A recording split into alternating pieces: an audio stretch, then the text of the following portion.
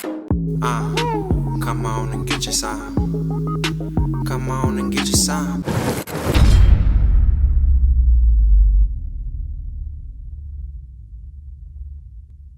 This is the craziest divorce of all time, and people can't decide who to support in this case. Back in 1994, Gabriel met Christina at a party and they really hit it off. They ended up getting married even though she was 30 years younger than him. They were happily married for 20 years, but then Christina decided that she wanted to get a divorce. But when she went to her lawyer, she was shocked to hear that she was already divorced from Gabriel 20 years ago. And this is because 4 months after their marriage, the couple went to the Dominican Republic for a vacation. And Gabriel divorced her there because that's the only country where one party can file for a divorce without informing the other party. And he says he did this because he knew one day Christina would divorce him and try to take all his money. Whoa, whoa, whoa. Man, I smell a goat. I smell a goat. Oh, let's rewind that back. Y'all ready? This is the craziest divorce of all time, and people can't decide who to support in this case. Back in 1994, Gabriel met Christina at a party and they really hit it off. They ended up getting married even though she was 30 years younger than him. They were happily married for 20 years, but then Christina decided that she wanted to get a divorce. But when she went to her lawyer, she was shocked to hear that she was already divorced from Gabriel 20 years ago. And this is because 4 months after their marriage, the couple went to the Dominican Republic for a vacation. And Gabriel divorced her there because that's the only country where one party can file for a divorce without informing the other party. And he says he did this because he knew one day Christina would divorce him and try to take all his money. Woo! Choo, choo. Chicka, chicka, chicka, chicka, chicka, chicka, chicka, chicka, choo, choo. Hey, man, if that ain't no goat, I don't know what is. I'm gonna just say it off rip. A lot of ladies are gonna say he ain't nothing. He ain't shit. He ain't a dookie squat. Hey, man, he had to do what he had to do, man. He had to protect investments, man. That's called foresight like a mug. The average woman is probably gonna say, average chick gonna say, well, you shouldn't have got married if you felt like it was gonna be all that. Look, you don't get with no man 30 years older than you and not know exactly what you into. You know what you in it for. She was surprised. I'm pretty sure she was like appalled, blown away when she found out I was divorced 20 years prior to the divorce. And that's what you call, hey man, you know, that's just how, to be honest, that's what a lot of rich white men do. All right, a lot of rich white men think ahead like that. Fellas, all my black fellas out there, all my others out there, man, y'all need to take a page out of this man's book. Maybe we should all stamp our passports to DR.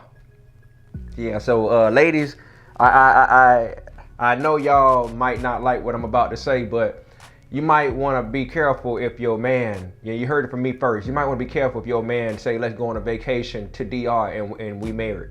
If y'all married and he say, let's go to DR, you better follow that nigga everywhere he go.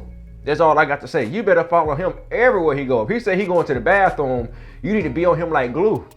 Okay? Now, now, although this is nothing but comedy to me, hey, I'm pretty sure he had to pay some bread, but at least he didn't lose all his assets, all right? And, you know, I don't blame anybody for that. At the end of the day, man, should nobody have to lose all their bread because they married. And if you're with somebody and your whole idea is to take all their money, and that's what a lot of people in it for, especially when they're with a wealthy individual or a rich individual. I just say you're full of crap and that's what you deserve. So if her intentions weren't pure, because some people sit around and wait for you to die. And she'll probably waiting for him to die and he didn't kick the bucket soon enough. And she was like, you know what, man, I'm gonna go ahead and just divorce this man. I don't put my time in. Let me go ahead and get my bread. And he was like, where you think you going?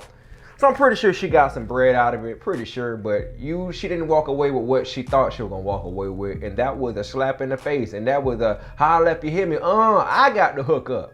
So yeah, this right here is the GOAT of all time. This is the GOAT, bro. This is the greatest of all time right here. This man right here. Just when I thought I've heard it all, and I've never heard it all, but man, the internet has a lot to offer. And when you hear all these crazy news every day, it just makes you wonder. We're so desensitized off of everything that we see and hear. You just never think that it's gonna be something else that's gonna just beat the things you're gonna hear. Now, what's gonna beat this? What possibly could beat this story right here? Have y'all heard anything? If y'all got something for me, man, y'all send it on to me. All right, this is Unspoken Truth. We talk about the good, the bad, and the ugly.